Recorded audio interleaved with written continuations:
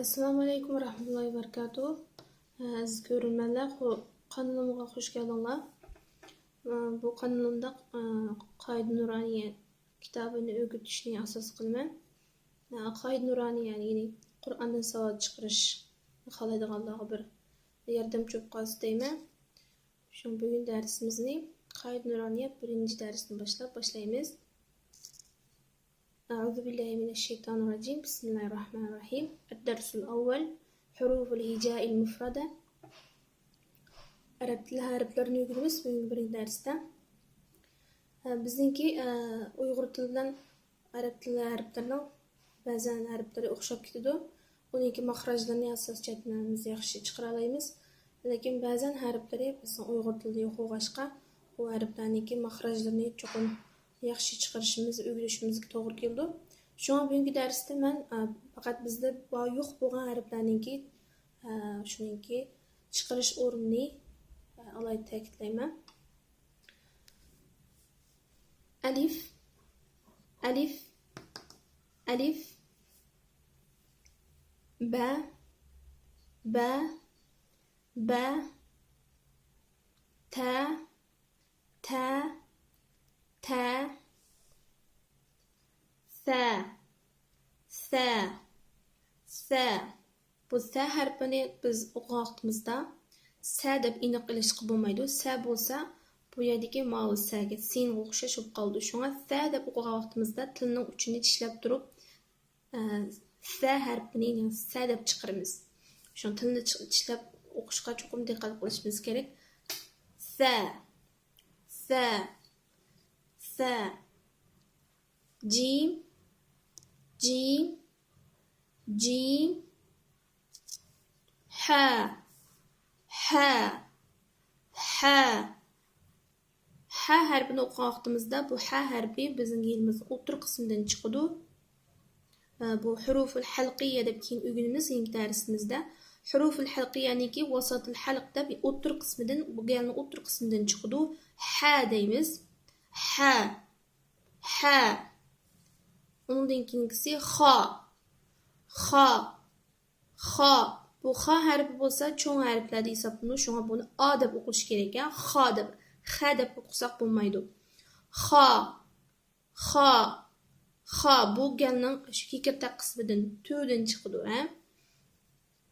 dal dal dal zal zal zal zal harfini o'qigan vaqtimizda za deb o'qishga bo'lmaydi. Aniq ilib za deb uchiqlash qilmaydi. Zal deb tilimizni o'xshash sarf o'xshash tilimizni uchini tishlab turib zal deymiz. Shunga bir xil aniq ilinmaydi olgan vaqtimizda zal til uchini tishlash diqqat qilaylik. Zal ro ro ro ro harfini o'qigan vaqtimizda ra deb o'qisak bo'lmaydi. Ro harfi bo'lsa bu cho'ng ilinadigan harf. Shunga buni a shaklida o'qiymiz. Ro ro ro za za za sin sin sin shin shin shin sad sad sad sad harfi o'qigan vaqtimizda biz buni a shaklida o'qiymiz. Sad desak yoki saga o'xshash o'qisak bo'lmaydi. Sad harfi cho'ng harf hisoblanadi. Buni cho'ng o'qishimiz kerak. A deb sad. Shu ikki talaffuz qilgan vaqtimizda bir xil havo tishimizning oldidagi udul tishimizning o'rtasidan bir xil havo chiqadi. Sad sad sad dod dod dod dod harfi o'qilgan vaqtida bu cho'ng harf hisoblanadi. A shaklida o'qildi. Dod deb dod harfi bo'lsa o'ng yoki so'l tishimiz, eg'iz tishimiz bilan tilimizningki to'rninki yon tarafi qo'shilib o'qildi. Dod yoki o'ng tarafdan yoki so'l tarafdan eg'iz tishimiz bilan tilninki oq to'y yon tarafi qo'shilib birga chiqildi. Dod dod to to to to harfi bo'lsa Bu çoğun harf hesapında A şekilde okuldu. Ta deb. Tağaqqa til tağaqqa tegib turdu. Tilning uchi tağaqqa tegib turib o'qildi. Ta. Zo. Zo. Zo. Zo harfi bo'lsa cho'ng harfni hisoblanadi. A shaklida o'qildi. Zo deb. Bu tilni tağaqning old tugini oldingi ust tishimiz bor. Shuningki tağaqning old tarafiga tangib turib o'qiymiz. Zo. Zo. Zo. Ayn. Ayn. Ayn. Ayn harfi bo'lsa ha harfi bilan o'xshash bir o'rindan chiqadi. Bu yerning o'tir qismidan. Ayn desek bo'lmaydi. Cho'qim galdan chiqishi kerak bu harf. Ayn. Ayn.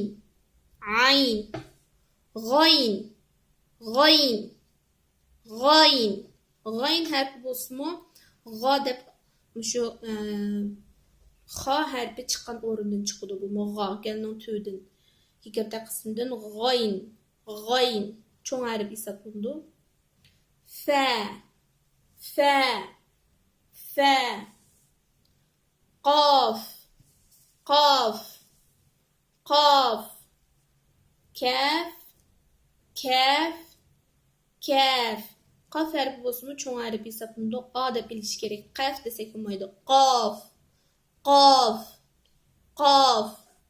Kaf. Kaf. Kaf.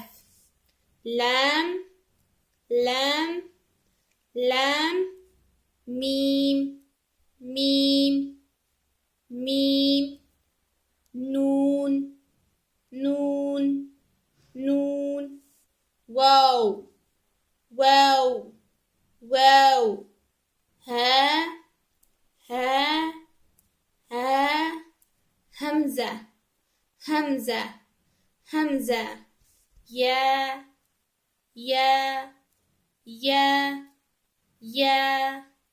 Ya. Ya. Buni ham ikkalasi hammasini ya deb o'qiymiz. Shakli o'xshamaydi, lekin hammasi ya. Bugungi darsimiz mushaycha bo'lsin. Hamma omon bo'linglar. Assalomu alaykum va rahmatullohi va barakatuh.